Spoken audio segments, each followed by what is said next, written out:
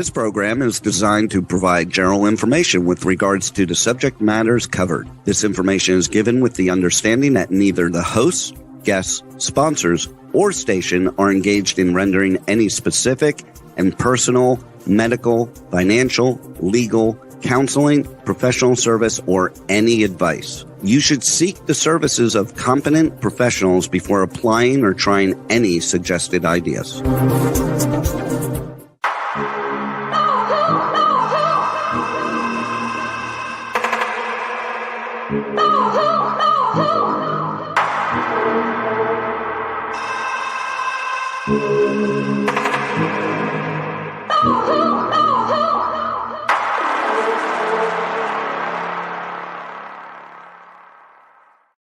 Good morning, true seekers and true crime junkies. Welcome back to another episode of Hit the Road Jack, Finding the Zodiac. Let's welcome everybody to the show today. We'd like to start with Terry Batcher. Hiya, kids. Hiya, hiya. Hiya, hiya. Nolan Del Campo. Good morning, everybody. Good morning. And Harriet Suchet by phone. Yes, good morning. This is Good morning. Oh, I'm going to start the morning great because yesterday, out of the blue, I had a friend that I've known for about 25 years show up. I paid him to do some yard work and clean gutters. We're getting ready for the rain to come in. And he wins tickets. Well, his friend won tickets, which he then handed down to us for a cover band for Led Zeppelin last night. I have to tell you that Zeppelin USA is one of the best cover bands I think I've ever seen. And they played out at Thunder Valley. So, of course, on the way out the door, you've got to drop a couple nickels, right? Just to have some fun. I actually won $1,300 before I walked out the door. Yeah, I'm like, start. You're right. After the last couple weeks, I promise you that there could not have been a better night coming for me, and the universe will provide. Yeah, right. Congratulations. Let's go. I've been on a Led Zeppelin kick lately, too. Oh, man, the music was just absolutely amazing. Wait, the drummer was otherworldly. That guy was. Well, this is a cover band, so we didn't see Led Zeppelin. So yeah. Anyways, we are back on the Oakland County Child Killer, and of course, I got a bit of information from my good friend. I'm going to say my good friend, Tony. Even though we've not met in person, he randomly sends me bits of information and things to kind of clear up questions that I've had. I thought one was really interesting because he stated that T-O-T, it must have been something that I read inside of the documents that you provided me, Terry. Turned over to. Yes, is a police slang term that stands for turned over to another agency. So we're seeing a lot of turnovers, obviously. And that kind of brought up some of your solves, Harriet, where you had said taught Harmon. Could it be turned over to Harmon? Could it be, you know what I'm saying? Like that whole taught thing just kind of bling-blinged in my mind. Yeah, you're going. It's a way to dig deeper into the rabbit hole. Right.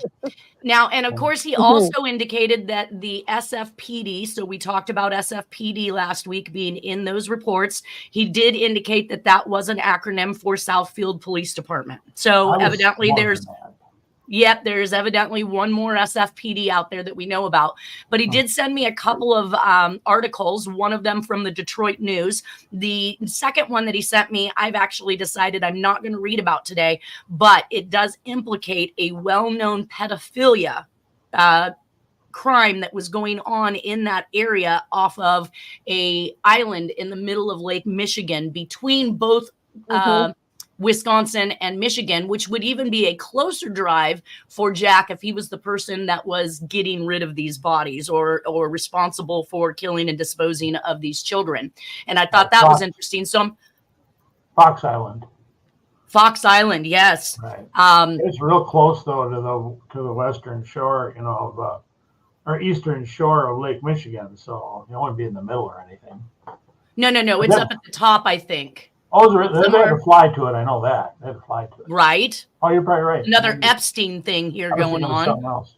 Sorry. All right. Well, that may explain the holding of these kids for X amount of time. So Anyways, from the Detroit News, he did give me this one article, which I thought was interesting. It's pretty quick. I'm going to read. It says, fragmentation of police agencies made a vivid horror story in the investigation of the child murders in Oakland County. Sheriff Johannes F. Spreen has charged, I want to talk to you about the problems we encountered, the shortcomings of our solutions, and how we should plan for the future occurrences, he told the conference. I must tell you from the outset that the events will sadden you as parents and infuriate you as professional police officers. Spreen's comments about Mark Stebbins' case. Although the state police maintain 2 relatively close crime labs and the Oakland County Sheriff's Department also has an excellent crime lab available, none were called to process the scene. By the time the investigator from Oakland County Medical Examiner's Office had arrived, the body had been removed to the Southfield Police Department. When the body finally arrived at the morgue, it was devoid of all clothes. No one really knows what might have been found at the scene had proper crime scene procedures been followed and a crime lab present. The Troy police failed to call a crime lab to process the scene where the body of Jill Robinson was found. Noting the similarities in the 2 cases, it was suggested that a coordinated effort involving the state police, Sheriff's Department, and local authorities involved be implemented in an attempt to solve the crimes, Spreen said. The suggestion was submitted to the local agencies by the state police, and the offer was declined. Berkeley police refused to offer the offer of assistance of the state police and Sheriff's Department after the disappearance of 10-year-old Christine Miley of Berkeley, and only after her body was found in Franklin did the Franklin chief turn the investigation over to the state police, Spreen said. The news reported that according to Spreen, the afternoon, 30 investigators committed themselves to find the murderer of Christine Miley, and the Oakland County Task Force was implemented. The work of the task force was hampered from the start by many problems. It was discovered that one jurisdiction charged with the investigation had virtually no report, and in another jurisdiction, evidence had been misplaced and mishandled. The investigative team was forced to investigate one of the slayings from the very beginning. Another agency was reluctant to submit their report to the task force. Discussing the murder of Tim King, Spreen criticized the task force for allowing 300 Tri-County investigators to flood the area where the body was dropped off. The Detroit Free Press quoted Spreen as saying, during the King homicide, March 1977, numerous bits of information were lost forever due to inadequate reporting procedures and unfamiliarity with the case. Wow. I'm glad you brought this up because I had forgotten. I had read this a few years ago already. Mhm. Well, I think it's extremely interesting to note that we have the crossing of jurisdictions, just like we did in the Zodiac case. So we've got, in many of these cases, actually, they're picked up in one place, they're dropped off in another, and then who's going to fight over who has the actual investigative protocol or the right to investigate a particular case. If you do the deep dive, like I've done on reading some of the documents, it'll piss you off because all they gave her was tons of redundant documents that were basically worthless. And and redacted, I'm sure, to high heaven. So there's not really much you can do. Yeah, some redaction, but there's a lot of things missing. But the biggest thing that pisses me off, I can't find it. The reports clearly said that Stebbins had sperm in his throat. Okay, we can't find that anywhere else. I think we're going to get to that, Terry. I think you're a little bit ahead of me, but I think that I have that in the presentation now. So actually, that is my next first slide. So you had indicated that, and this is where we were talking before, where I didn't know who the O, the K, and the D was on this question and exam. This was actually the interview with Dr. Olson, and you had that notated. I just didn't have that in front of me the first time when we talked about it. And you did actually notate underneath there that they found sperm in the throat, and that your question is where's the additional evidence about that? Right, and that's a cop's saying that. That K is for one of the officials that was there. But I think you can detect if you read all this stuff like I have. There were some good cops, and there were some very bad cops, and there were some very bad actors involved in the whole work. So, and we'll talk about, some of these statements that were made. Like one of them said there was a lot of blood, though. There was a lot of bleeding. Because as I go through some of your other documents, it indicates that there wasn't a lot of blood. Right, that was downplayed. That was downplayed from that point or up until that point of this, because this is a later document. So go ahead. Well, and this is your email to me that you said, BTW, whatever happened to the sperm evidence in Mark Stebbins' murder case? Right. It was stated as being a fact, but it's not listed in the evidence list. I don't know that do you want to read the rest of this? Can you read it? The only really I can recall most of it. I was talking about the flowery blanket, which we're going to get to. That was at the worst case, and get that later. I can give you a quick summary of this. The big thing, actually, that's paint. what I'm gonna read in the end, is so that everybody understands that Chris Bush was thoroughly investigated for these murders, and he was actually found innocent. There was other than this picture of who they presume to be Mark Stebbins, he was actually cleared of these crimes, and that's based on a 2023 report as of today. Yeah, didn't have or as of 2023. But the blue paint on the left boot and the blue paint on the bicycle was part of my point on this document. So I don't really need to read that. People can screenshot this if they want to read it over. But I thought that Harriet's point about Dick, Jack, and King on that document, the other one we talked about, that's why I wrote about that. I still think that that's huge. I think that's big. So. Well, and I found a lot of correlation to blue in these murders. That they're either wearing blue jackets, blue sweaters, blue seemed to be a common theme of colors that were coming in. So when I hear something like blue paint, that doesn't shock me. It actually kind of just fits right in. Well, I think left and blue, left boot being a reference to the Democrat Party. Yeah. That's too. There's so much needed for that word blue. That's why I just wanted to interject real quick. Sometimes you're reading what somebody says is the evidence, and then it just anagrams out to something else, and then you find out that they weren't really wearing blue shoes. But it's just part of, oh my God, this amazing world of Jack and his crew and code. Anyways, keep building. Well, this body was actually covered in a blue blanket. Now, where the blue blanket came from is unknown. And of course, we have the crime lab that's upset that blanket wasn't provided, because it would have had a lot of forensic evidence on it. But that's not to say that somebody at the crime scene didn't actually cover that body after the fact. If nobody's making adequate reports and finding out what's really going on, that blanket could have came at a later time, and any trace evidence could have been picked up on the ground that was surrounding that body to begin with. And when you lift that blanket up to remove that body, you've now just kind of fluttered all that trace evidence all over the body. It's Hollywood fiction is what it is. No investigator worth their salt even covers up those bodies whatsoever at a crime scene. Well, you got to remember, these people are not used to this. They're not used to what's going on, evidently. I mean, based on what we just listened to, they didn't have a protocol. Right. Look at Stebbins' body right there. Well, but just like cover that up. Well, that's where the blue blanket is I'm talking about. Evidently, there was a blue blanket on him, and that blue blanket did not make it into the crime lab, and she was upset about it. Needless to say, it shows that the body was discovered at 11:40 a.m., and that was based on eyewitness reports who had made a walk through at approximately 9:30. There was no body, and then they estimated a time sometime after 9:30, but obviously before the crime or the police were on the scene. It does say that the, let's see, parking lot and not lead something blue, which appeared to be a jacket and blue jeans. So now we've got a blue jacket and blue jeans. And then Mark's then called, so Mark is the actual person. I can't really read his last name, and I'm sure I would slaughter it if I tried to say it. It was an actual man named Mark that found the body of Mark Stebbins, and he called the police. What's that? Nothing. I was just being funny. But I didn't hear it. I want to laugh too. What's that? Looked like it said Burfendoer. Yeah, I couldn't make it out. It was 3 or 4 syllables in that name, German.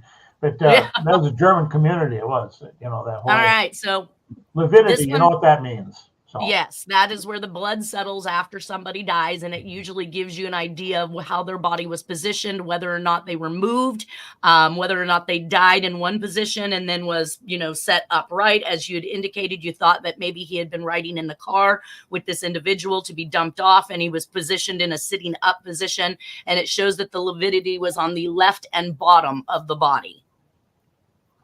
Well, I think that, I'm going to jump in the gun, I know, but I really think the Stebbins murder was a hit at Robert Stebbins, as Harriet pointed out herself. I really do. It makes definitely Makes perfect sense.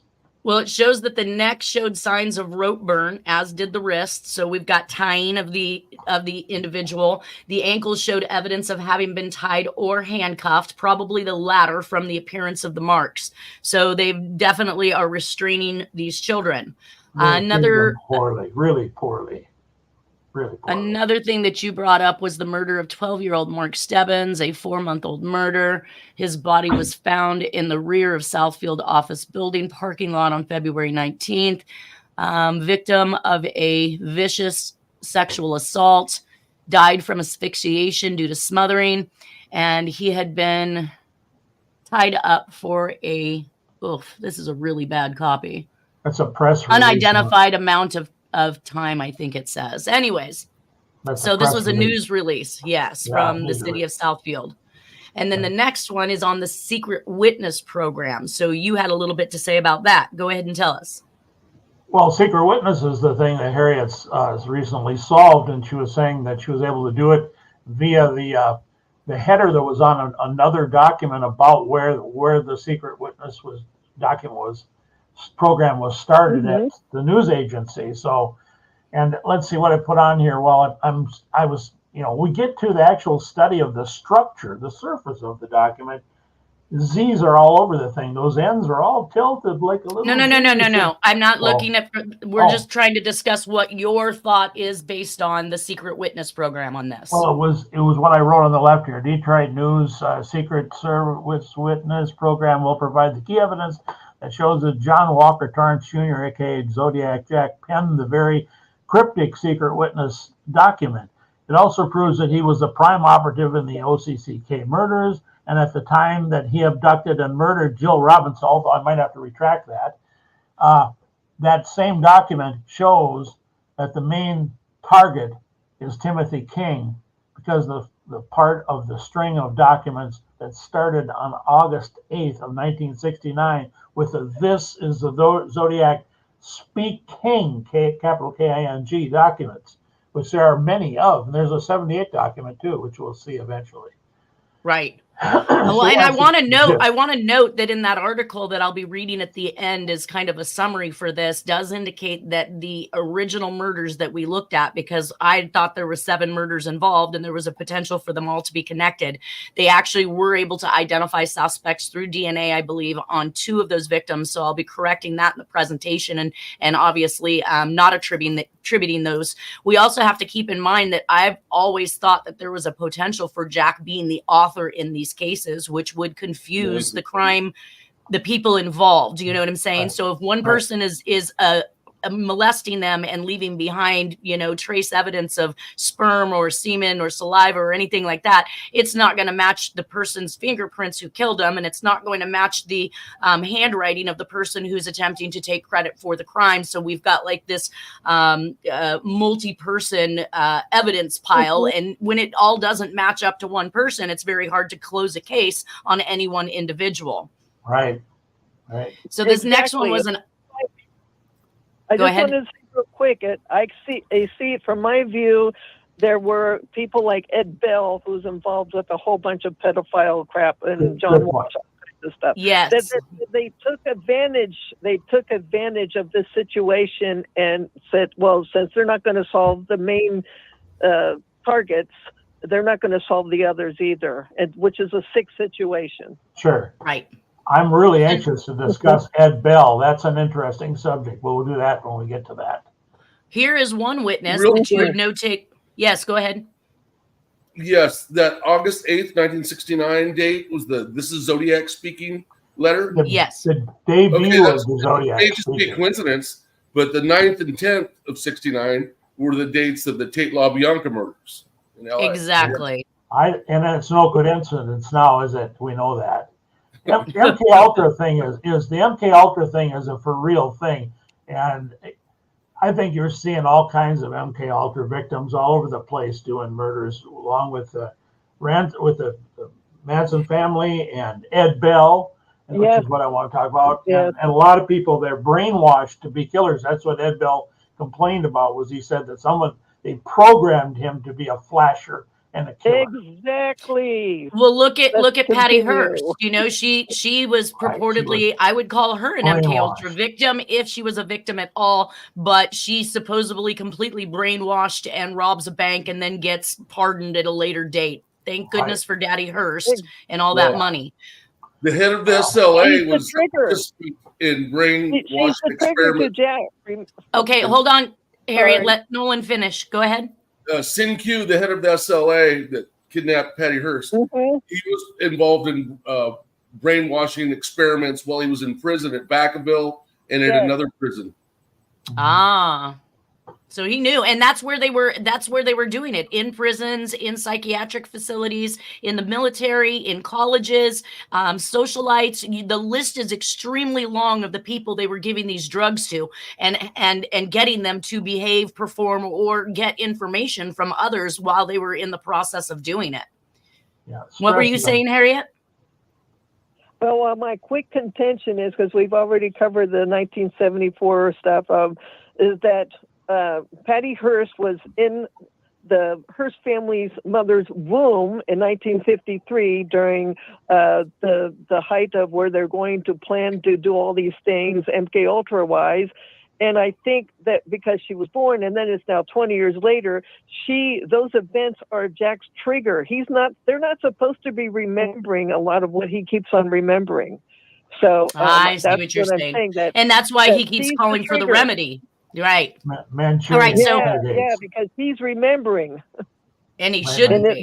And that's what made him That's what I think made them want to then hunt him down, and him saying, "I know more than you know. If you mess with me, you're going to find my information all over in different storage lockers across California." So we do have an eyewitness. This document that you provided, Terry B, is in regards to an individual. It said subject had a good view of the area under question. They have a large picture window with a chair facing towards 10 Mile. I think they said subject also observed a green, smaller vehicle, possible Pontiac or Buick, parked in the Fairfax office plaza near the northeast side of the building. Vehicle exited onto 10 Mile Road approximately 9:30 to 10 a.m. So we are getting different eyewitnesses coming forward about vehicles movement in this particular case of Mark Stebbins. Right. This one actually says there's no witnesses when the body was dropped off. So how do we have witnesses that are seeing cars come in and seeing cars go out, but there's no witnesses again? So it's almost like that's what I mean by good cops and bad cops. It's not a true statement. It's just, I think that's part of a press release again, and it's a misinformation. It's not true. But except on the other hand, blue paint on the right boot. Sorry, we've already covered that. Yeah, right. Yeah. Well, but what I noticed in this that you were saying, Harriet, hold on. What I did notice that you had in this was, it shows on number 8, no blood in hair or clothes from above injury, indicating clothes and hair had been washed. So how does it go from bleeding heavily, lots of blood, to nothing on the? I mean, the information is so wishy-washy and all over the place. Very good point. That's why I say, be prepared to be pissed off when you read this stuff. I'm confused, and I've only read a couple. I can't imagine if you had to read all this stuff as you did. It's garbage. It's maddening. I know that this image right here is a little bit blurry, but this is one of the images that was found on the 110 film that was in Jack's belongings, and it was an image. Wow. It was an image of a little boy that Dennis does not recognize. He does not recognize it to be family. He does not recognize it to be Stebbins for sure. Look at that. I don't know. I'm just saying, when I look at it, I'm kind of like, wow, I'm getting goosebumps. It's a little bit eerie about the closeness of this image. And when I saw Stebbins' picture, I thought to myself, I recall this image that Dennis kept talking about, and I don't have it here. I got to go search and find it. And hopefully I still have it, but it actually looked like in one of the images, this boy had some blood dripping down from his head. And that's what Dennis believed it was. So that would coincide with a head injury and bleeding from the head that we've talked about in the evidence in regards to this particular murder. So the blood, but they said he was a tough little kid and would have fought. Right. Well, but this is just it was an eerie image. When I saw it, I was thinking it even looks better actually on my podcast here than it does blown up in front of me right now, because you kind of lose some of the detail. But when you look at this one down here, I'm thinking like, wow, this child. The nose, the shape of his mouth, the shape of his eyes, his hair. Yeah. Who else would it be? Who else would it be? I don't know. I'm not going to claim it is. I'm just saying that it was an eerie. Why does he have it? And this is on the roll of film with the images of what we believe is the Black Dahlia. There's some other eerie and strange images that are very, very creepy, which I will show at some point in time. Images that just don't make any sense for somebody who's just taking pictures of friends and family or otherwise. Almost again as if it was a snapshot of a picture. So he had this picture, it was produced. He then took a picture of it with the 110 film, just as we see with the Black Dahlia, or the images we believe are from the Black Dahlia murder, because you can see the edges of the original photograph that he captured on that 110 film in order to conceal it. Everybody has to remember that 110 film was probably just coming out at this time, but certainly wasn't around in 1949. So to have yourself raided by the police looking for evidence, they're not going to take 110 film because it wasn't available in 1947 when Black Dahlia was alive. Yeah, so that's right. Copy of a copy. Right. So back onto Jack right now. We know that on February 27th, so this is after the murder of Mark Stebbins. And again, I believe that he is out in that area scoping and scouting for the new house, and then he is coming back, and then Dennis indicates that they're going to move. So it says that Jack is seen by Dr. Lavorna for a work comp-related injury at Cameron Park Shell, and he's including Tahoe City Linen. And it says he's getting from the law offices of Eugene C. Treaster. Please be patient. We want to cross-examine Dr. Lavorna. Enclosed is a copy of his report. And in his report, let's see, impression minor. So he's talking about some of his medical conditions at this point. This was just, I think, a brief synopsis. So it was more or less a cover page. And he's saying that there's no destructive or traumatic lesions that are seen on his spine impressions. Researching this stuff, the doctor claims that Jack is far more active than he actually is, leading work comp to believe that via calluses and scars all over Jack's hands and fresh wounds, that he is actively doing more than he claims that he's capable of doing, because he's telling everybody he's in bed and he's disabled and he can't do anything in these reports. Doesn't it also kind of dawn on you that Jack was wanted to place himself back in California shortly after that murder too? Absolutely. I think that a lot of things are too specifically, and even some murders. So when he steps back into California, we see another murder that could be attributed to the Zodiac, making his presence still well known here as if he hadn't tiptoed out somewhere else. On March 15th of 1976, Eugene C. Treaster files a work comp suit using Jack's address in North Highlands for mailing of the copies of the documents that are filed. So Jack is still using the California address in 1976 at this particular point in time. The attorney declares that Jack was incarcerated during a portion of the claim for the deer poaching incident in March 17th of 1974 and incapacitated for a period due to the motorcycle accident. So he's basically making statements that Jack is busy and out there doing some other things that we are now, being able to see he's not as bedridden as he can claim to be. He also declares that. What's that? I doubt he was in any motorcycle accident too. Well, I think that we do have a police report that indicates when Danny Reynolds attempted to take back the motorcycle because it was in his mother's name, that there was damage to the motorcycle. In fact, I don't know how Danny stole it unless he trailered it and pulled it away, because the damage to it sounded like it had flat tires, it had wrecked sides, it had some issues. So there may be some truth to that. He declares that Jack is without funds and needs money pending the move to Minnesota. So on March 15th, 1976, Jack's attorney again appeals the work comp case. So obviously, Jack has now lost the work comp case. He is again moneyless. And we see a new filing that is occurring on March 15th of 1976.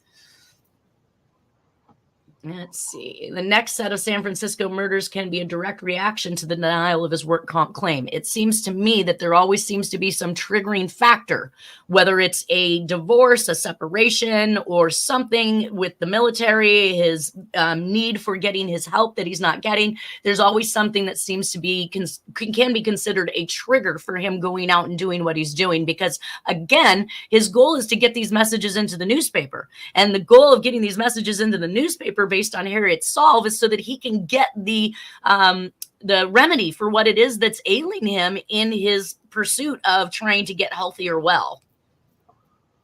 So we see a couple murders. Just for him. It's What's not that? the remedy just for him. It's the remedy for a bunch of people. He's Right. looking for it. Right. He Yeah. seems to have a penchant for filing workers' comp claims when it doesn't seem like he's been that injured at either job.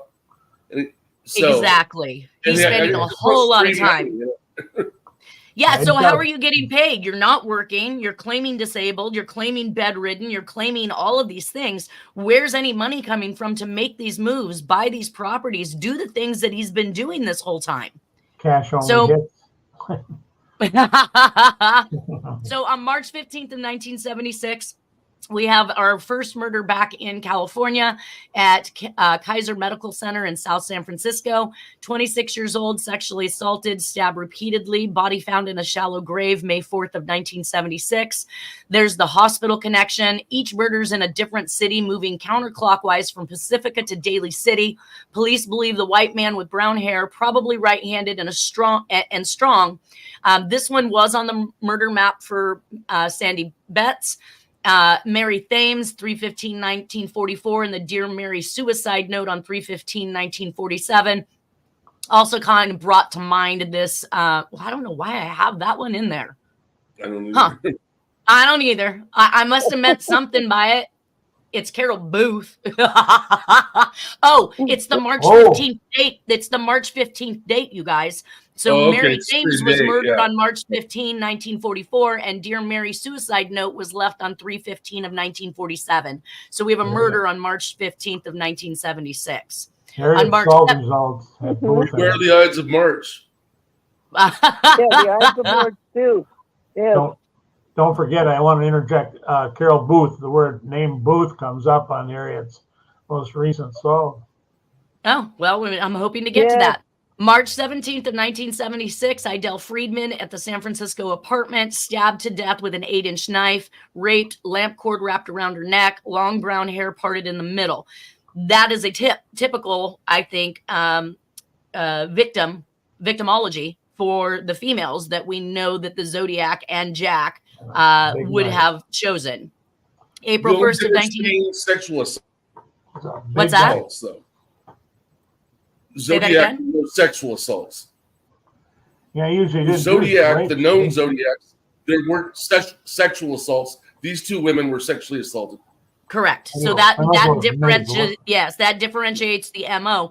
But I also recognize that the attempt to make it appear as though it was a sexual assault to thwart the police in the MO has been used several times, where they were sexually violated with an object versus an actual rape.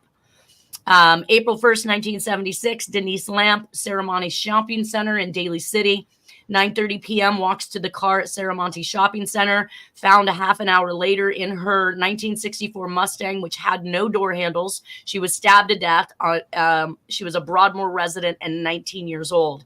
What I want to mention about this is that one of the earlier murders in 1947 to 49, one of the women was abducted and found in her car, and she was sexually violated with a bottle brush branch from a tree down in the LA area.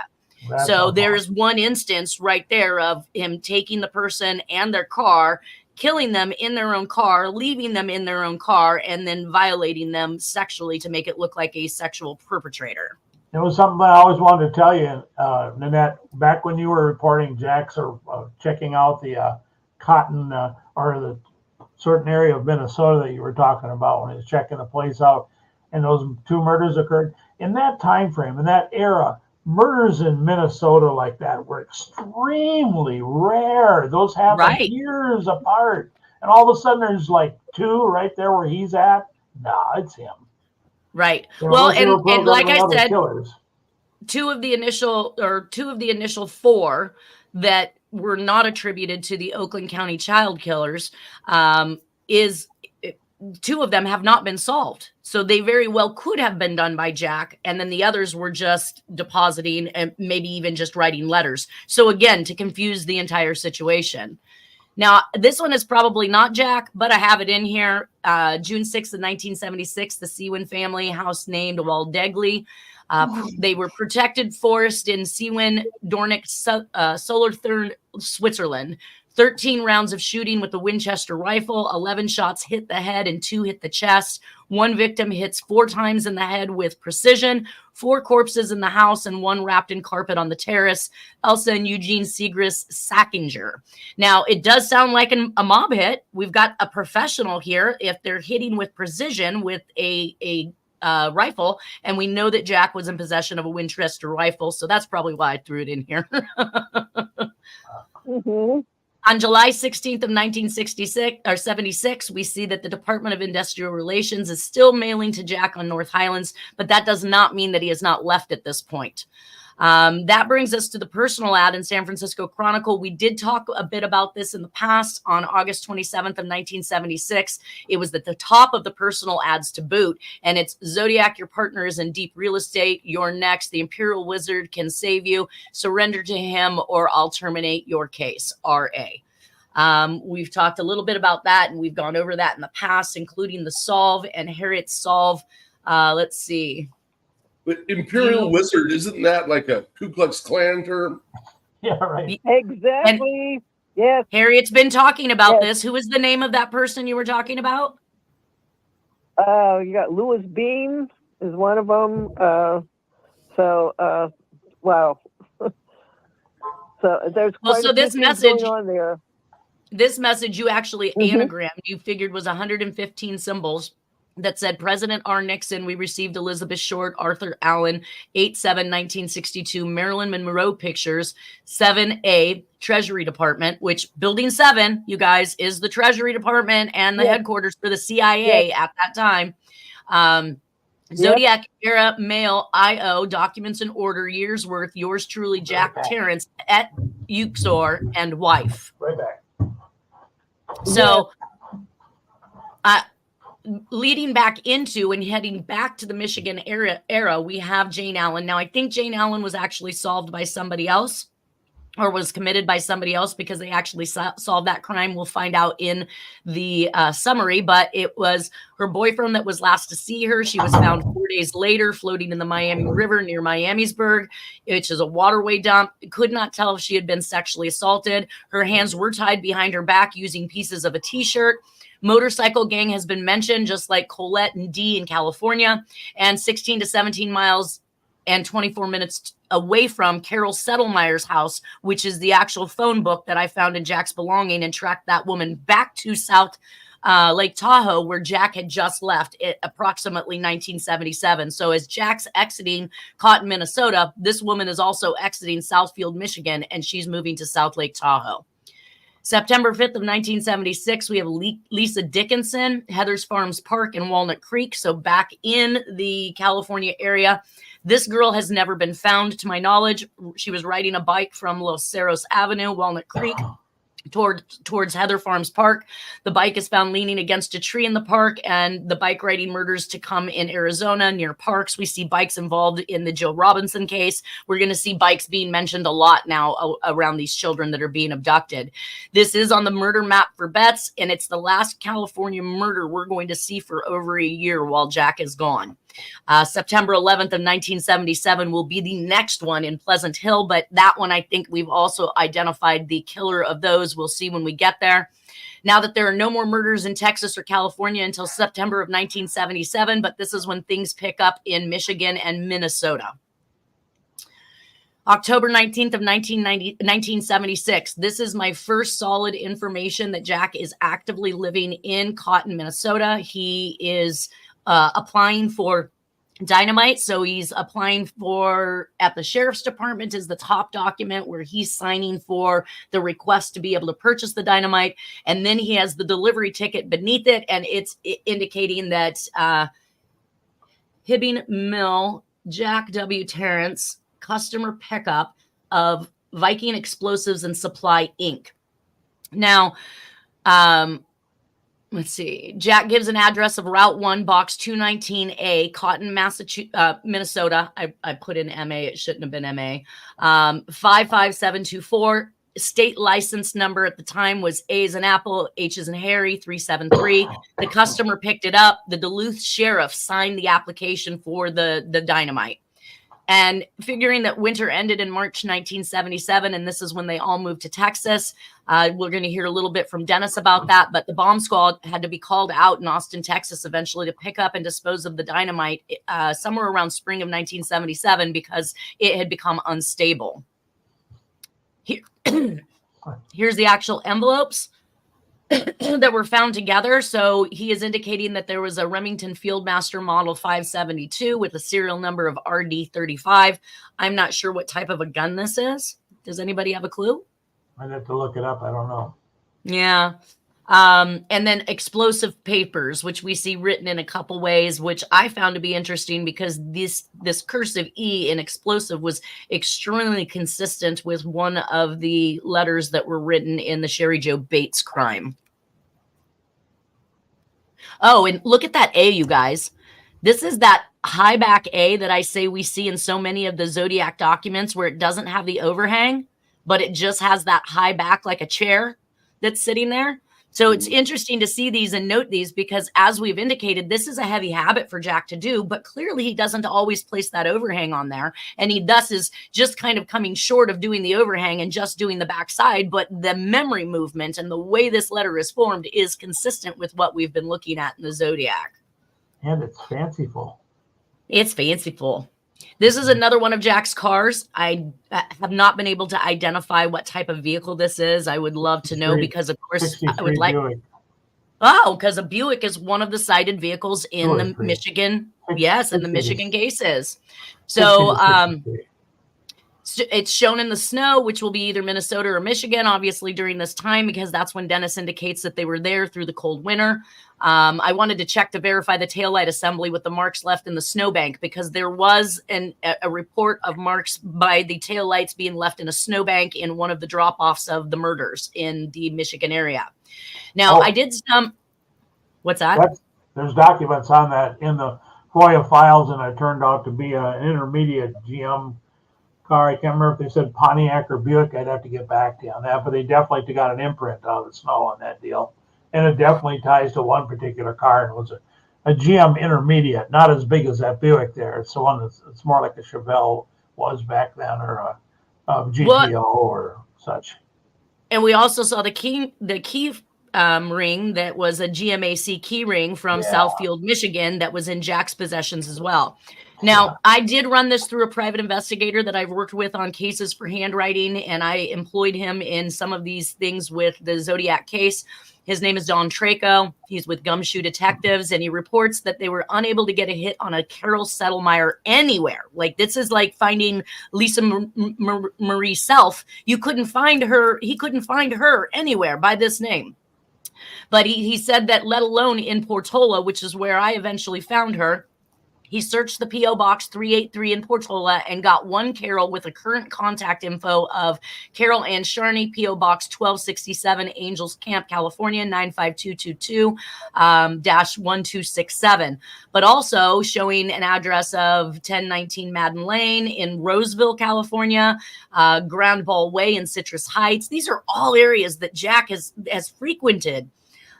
Her date of birth, a landline number, a cell phone number, another landline number. When he ran her social security number, it did not return to Settlemeyer.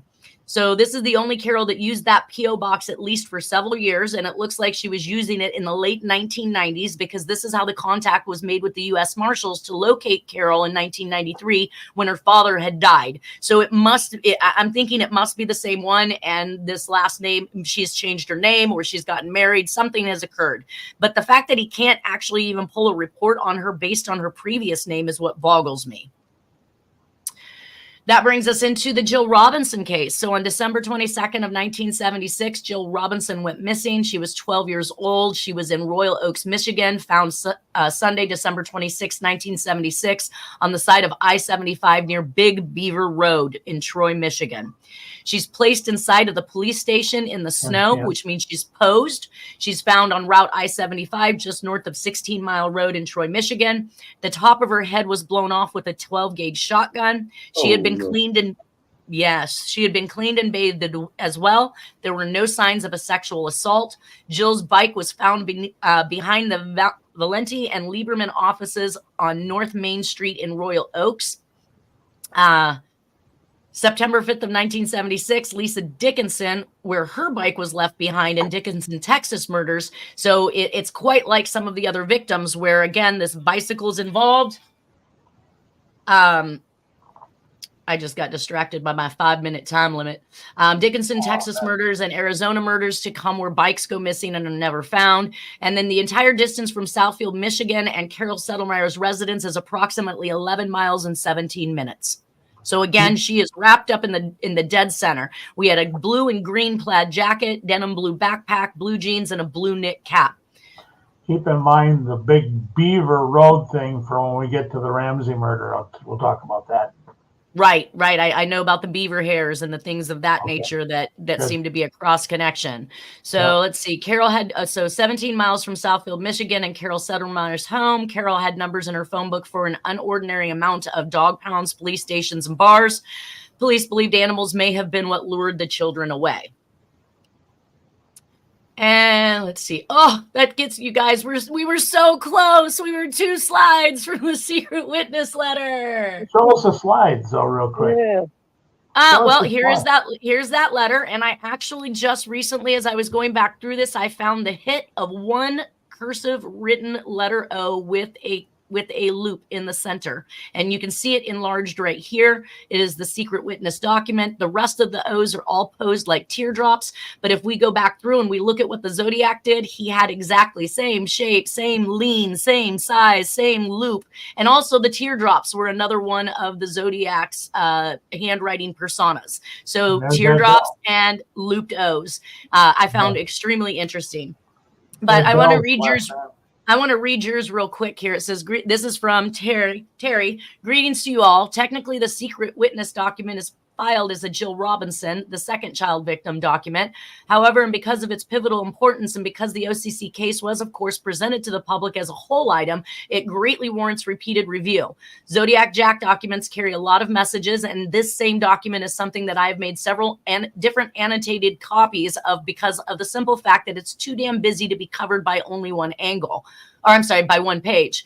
There is no question whatsoever that Jack rotated most of the letter N's slightly clockwise in order to double and serve as the Zodiac killer hints. And yes, he has also slipped in his JT initials as well as his bisected letter B hints that clearly double as the number 13. The crop mark style of the letter K's also serve as a number 11 because, of course, the letter K is the 11th letter of the alphabet. In the plain text word Lincoln, notice how he treated the second letter L to the take on a V shape. Again, the letter V is the 22nd letter of the alphabet. King, 11, 13, and 22 are among the most redundant of John Walker Terrence Jr. Zodiac Jack hints. Sadly, the nasty numbers at 1122 King Road on 111322 and the hard aerial view evidence that accompanies it bolsters this secret witness document and several other documents before and afterwards. In fact, he bolstered practically every document he ever made via several different correlated methods. Terry, P.S. The details really jump out at you when you enlarge this highly organized murder document. Exactly. All right, we got 2 minutes. Who has some Harriet takes on will this? knock it out of the park with her solve. I'm telling you, it's fabulous. Oh, Boy, yeah. Oh, Can we go back to SLA and Patty Hearst again and mind control? Absolutely. We got 2 minutes. Okay. So the guy that taught, his name was Donald DeFreeze, SynQ, the leader of the SLA. Anyway, he was taught by Colton Westbrook, who's a professor at Berkeley, but he's also a mind control doctor at Vacaville. And they were running all these different programs there. And actually, SynQ was in charge of one of the programs. And so then when he got out, he started the Symbionese Liberation Army. And one of his goals, he says, was, I crave the power Charlie Manson had, declared Cindy Q. That's kind of eerie.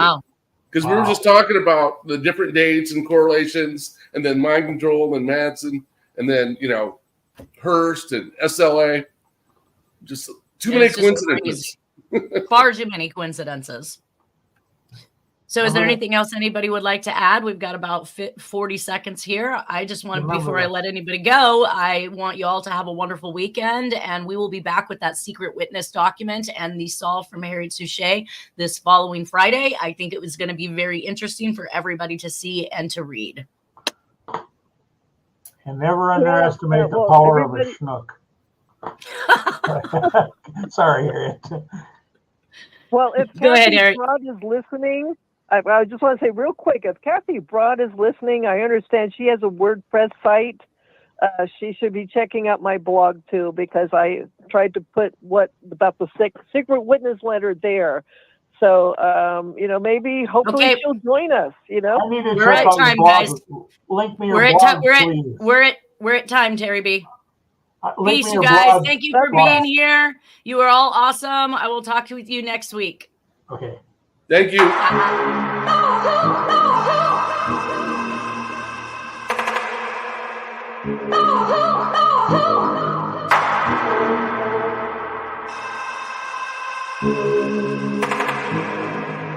Oh,